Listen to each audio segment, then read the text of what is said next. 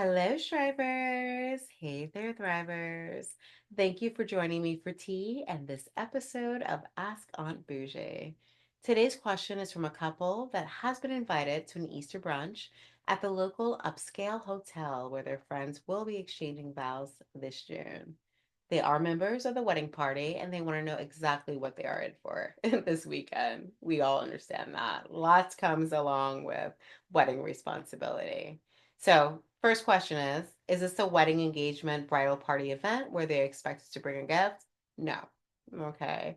If this is not the engagement party, this is not the bridal shower, this is not the bachelorette party, this is not the bachelor party or the stag party, right? No, this is just you getting together with your friends. So no, you're not invited, you're not obligated rather to bring a gift. You're just invited to spend some time together at that venue, get a little bit more comfortable with it since you will be there. I'm sure they chose that venue because it has some sort of sentimental value and they just want to spend as much time there as possible. But can you bring a gift? By all means. It's Easter, so if you know their favorite candies, not a big problem to maybe throw those Reese's Pieces, those Skittles, maybe some bags of popcorn into a little basket or whatever, maybe a handbag or whatever it may be. If you have some points to a hotel, now I'm getting a little extra, right? A little elevated. If you have some points, you can give them a room, like a little overnight room where they can stay, maybe at that venue, that hotel where they're staying overnight. The wedding party can get together, get them a room with some points, and throw together a little Easter cosmetic spa where they can spend the night after your brunch. Lovely. Are you obligated? Absolutely not, right? That's up to you. All right. So, next question. Will the couple be picking up the cost of the meal? All right. And are they, that couple, are they expected, along with the other guests and couples that are invited to that are maybe perhaps a part of the wedding party, are they expected to cover the cost of the couple's meal? No. All right. So unless if it says on the invitation, most people don't know this. I only know it because I've studied this. Like I am a certified etiquette consultant. All right. So I've studied, I've taken tests, examinations, passed tests. I know the rules of etiquette, right? Same thing with image consulting.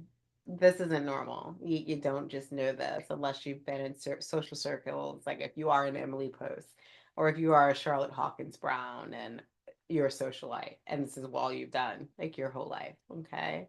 Um, no, if it says no host on the invitation, all right, that is the proper term for letting everyone know without being tacky that everyone is responsible for picking up the cost of what they order at the gathering. Okay. That doesn't mean a split bill. We all know a split bill is Johnny can get the filet mignon and like the lobster tails, and he can get all the bottles of the finest whiskey, all top shelf, and maybe you just had a salad and a lemonade. But guess what happens? At the end of the dinner, you're also splitting the cost of Johnny's King Life order, right? So if it does say no host on the invitation, that's you in a very classy manner. And certain social circles know that means, okay, we're all going on our own, right? Now, we may never see no host. I've never seen that personally on an invitation. I just know it is a thing, right? Some things we may see is, oh, going Dutch. Okay, so going Dutch, fun thing. I like the history of it all. How did this term come about? So going Dutch, there's two different forms or variations or ways where people say this is where it derived from. We all know if you're going on a date, oh, let's go Dutch. No, I probably wouldn't. That's not my preferred way. Going Dutch means you pay your way, I pay my way. What I order, I pay for. What you order, you pay for. So variation number one is during the Dutch, so the Netherlands, right? So the Dutch, as well as the Anglo or English wars. And it was a pejorative term. We like to stay away from anything pejorative. We're not trying to put people down. Okay. That's not the way we do it in etiquette. But the English were saying that the Dutch are stingy. They don't like to share. So they're like, oh, well, you had that. I had this. Like, I'm not paying for yours. Okay. So that's one way. That's one variation of the story where let's go Dutch or going Dutch comes from. The other form comes from the American Pennsylvania Dutch. So, fun little fact about me, a personal history story. Growing up, my family, we did have a tradition of going to Pennsylvania Dutch country, Lancaster, Pennsylvania, where you did have the Amish. And the Amish are known for a great work ethic, B, contributing to their community, C, taking care of themselves, right? They're not looking for handouts. Like, hey, my family's here. We're going to contribute this amount. So that's another term from where going Dutch comes from. I prefer that. It's a little bit more honorable than, oh, they're stingy, right? So that's really where going Dutch, that term comes from. So you can ask. You can always ask if it's not on that invitation. Okay, is everyone's going Dutch? So you know what to expect. It's better to ask a question, know what to expect, rather than sitting there and ordering the most expensive things on the menu and never pulling out a credit card or some cash, right? So that's something that you can know as far as like going Dutch, and then the opposite of going Dutch and splitting equal. A lot of times it can be easier to say, okay, let's just split it down the middle. There's 15 people or there's 15 couples. Let's do 15 different bills.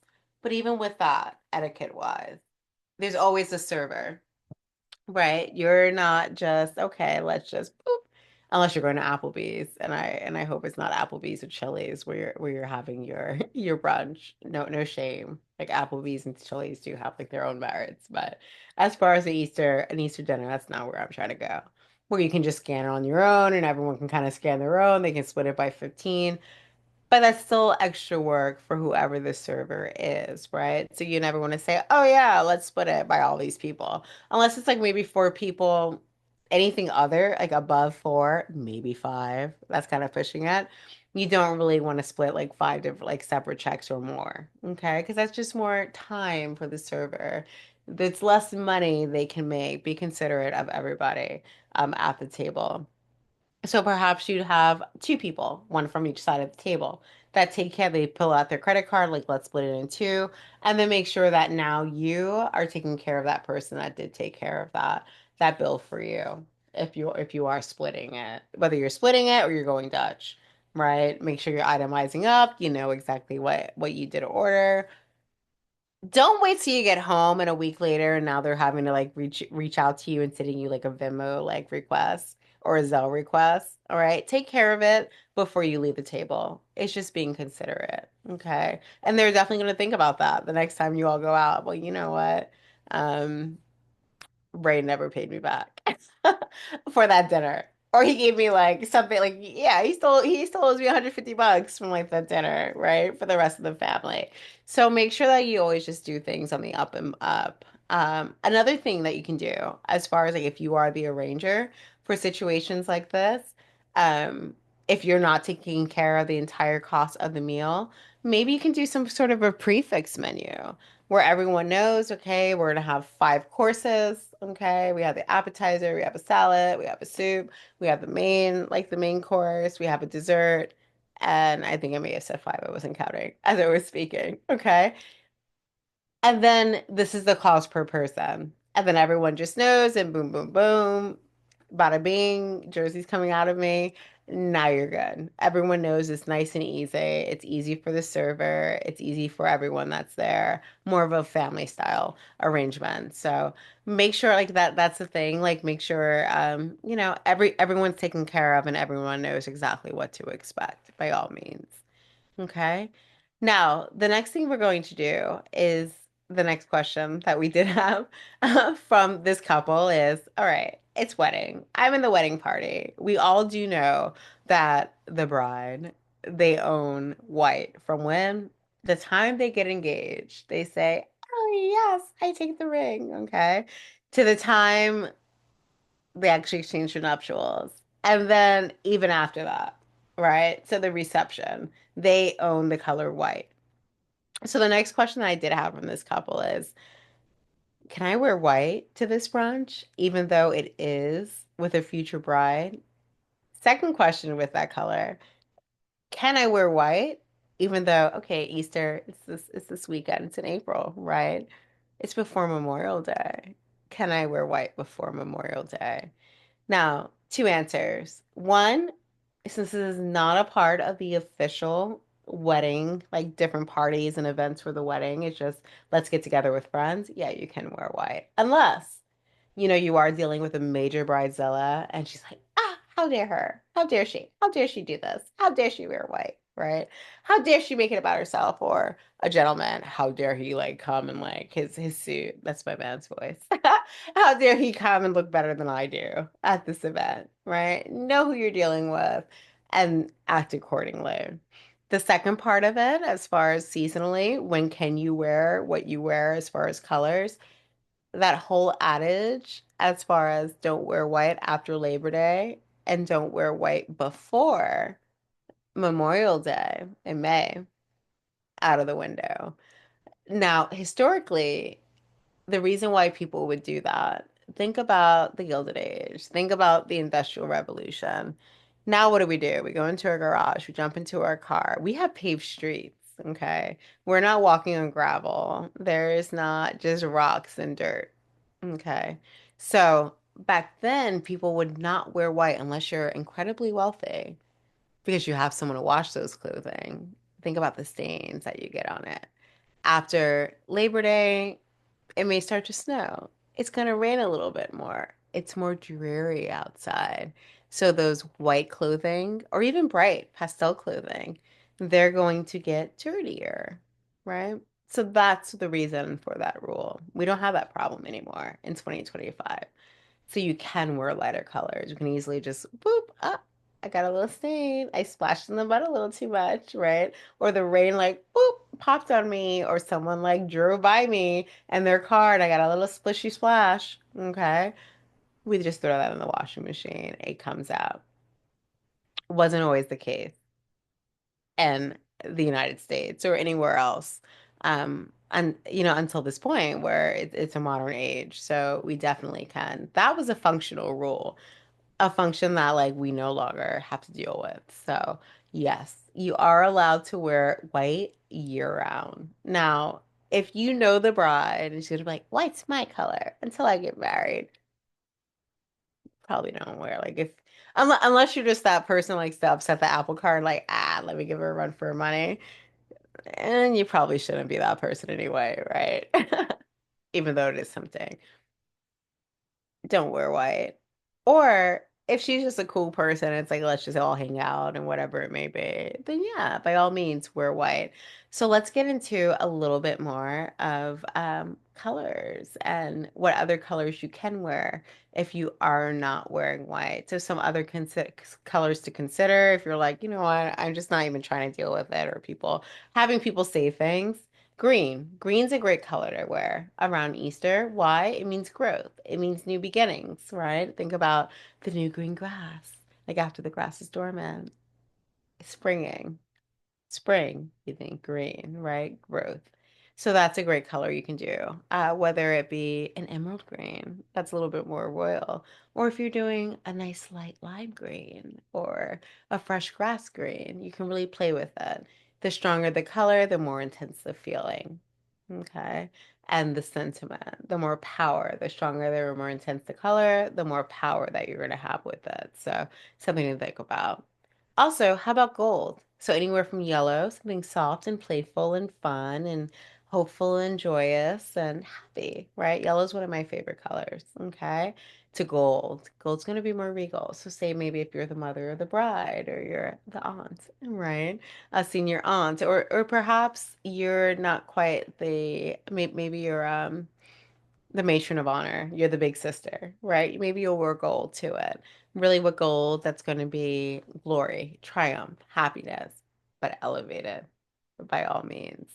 All right, purple. So we can also maybe think about you wearing purple, whether that be anywhere, any shades or tints as well. So if we're looking at a lilac, right, or lavender, it's light, it's airy, great for younger people. If we're looking at something that's more of like a royal color, purple is very royal. Why? It used to actually be very expensive to get a purple. going back to when we wouldn't wear white because it was more costly to actually clean garments. Uh, to actually dye fabric purple, you're looking at indigo, you're looking at very expensive dyes, right? And then adding additives to it.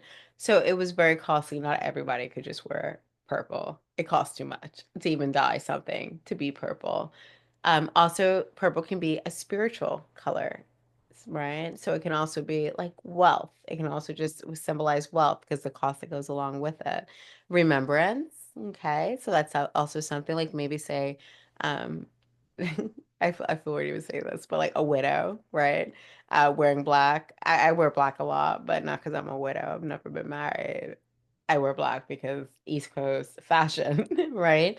But it's also something different. But maybe if you want to be a little bit more elevated and add a little color, you can wear a purple, something that's going to be, still that saturated color, but give a little kick. Like there's color to it, with spring and beginnings and warmth. All right.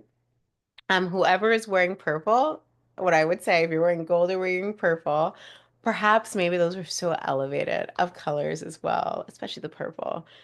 People may look at you and it's like, okay, you know what? Yeah, everybody's picking their own tab. But if there's anyone, if I'm looking around the table and there's someone wearing blue, like me, blue is nice and trustworthy. That's something like a color where you're like, okay, um, this is someone that's trustworthy. They may get voted as the best behaved or kind of keep the peacekeeper of the group at the table. By all means, it's happy, but it's not like too much. It's not look at me, but they're there to support whatever function that the group does serve and keep it on track. And they're aware of they're aware of everything that is going on. The purple, however, purple will probably be the tab picker upper. Okay. So definitely they're the what do they call it? The person that's holding court, the madame, the grand madame, right? Maybe the mother of the bride or the father of the bride that's wearing that purple, and they would probably be the one to pick it up. Think at Downton Abbey. The dowager. What was she called? I can't believe Maggie. What's her real name? I don't know why I'm not thinking of her last name, but whatever. I digress. Now, this is when you're just getting Auntie Bougie and me just like telling you a little bit about me and what I like. But yeah, the Countess Dowager, that's what she's called. Yeah. Rose's mother-in-law, right? So she wore a lot of purple. Like that was her favorite color. So she's the one that still, even though she's no longer, the one 100% in control, she's not the wife to be, but yeah, she's the one that like knows it all and definitely can kind of control and influence. So, those are just some different colors that you can think about. But can you wear white? You certainly can. So I gave you a lot right there. I hope it was 100% cohesive because we kind of jumped from here to there, whether it be a wedding, whether it be what we're looking for. Do you pay? Do you not pay? What's going Dutch? We're splitting a bill. If you're splitting a bill, how should you go about it? So this goes whether we're looking at wedding, whether we're looking at just like a function as far as like Easter. There are a lot of little different layers. So if you have any questions whatsoever, please, please, please put it in those comments. This will be premiering live. I'm going to make sure that I'm just sitting there along with you as far as the live. So if you have any questions, because I put out a whole lot of information, just a few questions from one couple but lots of questions and the background from all of that. But going Dutch, if you have any extra interesting points that you may know that I didn't share about like the term of going Dutch or splitting, and maybe you're in the restaurant industry, what do you prefer as a server when how many people should maybe split a bill? What's inconvenient? What's not? Let me know. I've never been a waitress. I've always been a diner, right? So let me know as well. Thank you so much for joining me with afternoon tea. Not afternoon at all. But tea, that's the great thing about tea. You can have it any time of day. I look forward to interacting with you live. Make sure you like, you subscribe, and I will see you on Tuesday. Have a lovely weekend. If you have any questions after this premieres live, I'll be available in the live chat. But also, please do leave comments. Let me know what other questions you do have so I can explore those with you as well, give you some advice. If you do have any questions as far as I do give group sessions on whether it's dining etiquette, whether it's going out, like dining etiquette at home, whether it's being a hostess, whether it's what do we do as far as payment and splitting bills and wedding etiquette, definitely big classes that I do. I'm available for all of that, and this is what I do all day, every day. Definitely here to help you out with that. So you can follow me here, subscribe for sure, and then also I do have my website at www.auntbougie.com. Bougie, Bougie, as in bourgeoisie. All right. Always strive and thrive. That's what we're here for. I look forward to hearing from you soon and working together. See you next time. Have a great weekend, and I'll talk to you Tuesday.